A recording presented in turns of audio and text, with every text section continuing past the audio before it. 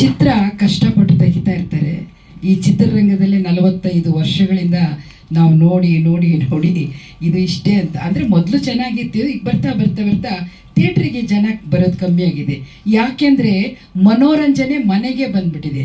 T V on ಮಾಡಿದ್ರೆ ಸಾಕು, ಎಲ್ಲ ಸಿನಿಮಾ, ಡ್ಯಾನ್ಸು, ಹಾಡು ಎಲ್ಲ ಬರ್ತಾ ಇರೋದ್ರಿಂದ ಥಿಯೇಟ್ರಿಗೆ ಬಂದು ಸಿನಿಮಾ ನೋಡುವಂಥ ಒಂದು ತಾಳ್ಮೆ ಈ ಜನರಲ್ಲಿ ಹೋಗ್ಬಿಟ್ಟಿದೆ. ಅದಕ್ಕೆ ಮತ್ತೆ ಸಿನಿಮಾ ಥಿಯೇಟ್ರಲ್ಲೇ ಬಂದು ಸಿನಿಮಾ ನೋಡಿ ವಾಹ್ ಅಂತ ಹೋಗುವಂಥ ಸಮಯನ ಕ್ರಿಯೇಟ್ ಮಾಡೋದು ಆರ್ಟಿಸ್ಟ್ಗಳು ಮತ್ತು ಡೈರೆಕ್ಟರ್ಗಳು.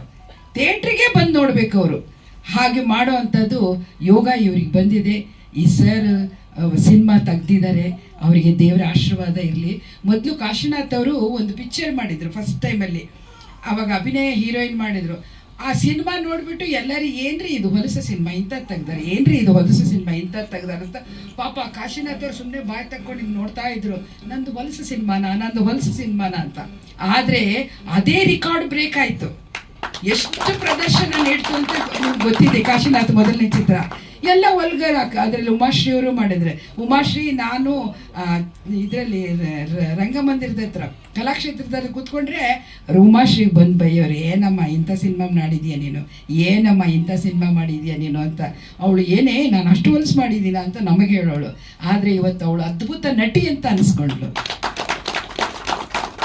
ಯಾವ ಮರದಲ್ಲಿ ಯಾವ ಹಣ್ಣು ಸಿಹಿಯಾಗಿರುತ್ತಂತ ಗೊತ್ತಾಗಲ್ಲ.